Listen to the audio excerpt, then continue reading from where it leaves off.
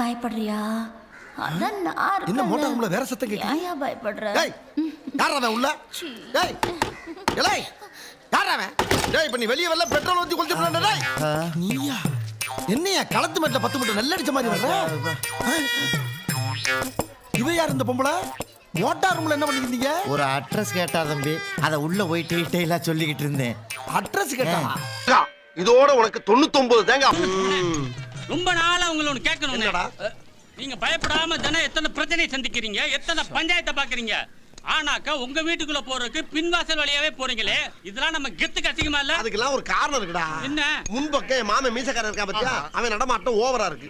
நம்ம வர்றப்ப வழிய மறைச்சு ஏதாச்சும் கொஸ்டின் கேட்டானா நமக்கு கோவம் வந்தா கிரிமினல் ஏதாச்சும் யோசனை பண்ணுவோம், குடும்பம் அழிஞ்சுக்கும். தேவையாது இதெல்லாம் எப்படின்னு? கண்டிஷனா இருக்குமா? Super condition sir.